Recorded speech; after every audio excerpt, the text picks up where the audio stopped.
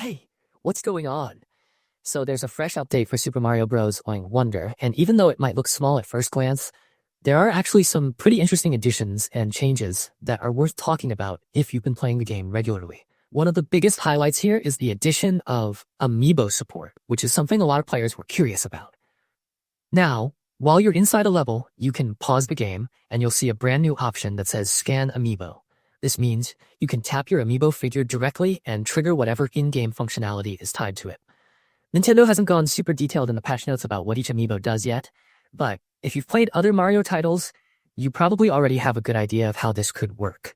Whether it's bonus items, special effects, or small gameplay perks.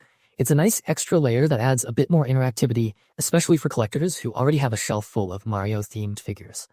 Another change that might seem minor but actually affects the experience right from the start is how the game launches. Now, when you boot up the game from the home menu, you'll be prompted to select a user profile before jumping in. And this brings it more in line with how many other Switch games behave, especially when it comes to saving progress or tracking individual player data. It's one of those quality of life updates that doesn't change the gameplay itself, but makes everything feel a bit more polished and consistent. Beyond that, and YouTube, the developers mention general adjustments and fixes to improve the overall gameplay experience. They don't spell out every single fix, which is pretty typical, but this usually covers things like minor bugs, performance improvements, and small tweaks that make the game run smoother. Even if you don't notice anything obvious, these kinds of updates are important because they quietly improve stability and reduce weird issues that might pop up during longer play sessions. Now, here's where things get a bit more interesting, especially if you're thinking about future hardware. The update adds support for something called the Nintendo Switch 2 Edition. If you've purchased that version, you'll be able to start playing it beginning March 26th, 2026. So this update is clearly preparing the game for the next generation of Nintendo hardware, even if you're still playing on the current system. It's basically laying the groundwork so everything is ready to go when players make that jump.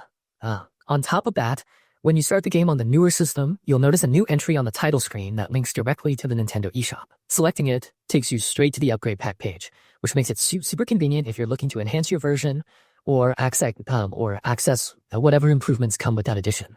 It's a small touch, but it shows how Nintendo is trying to streamline the transition between versions of the game.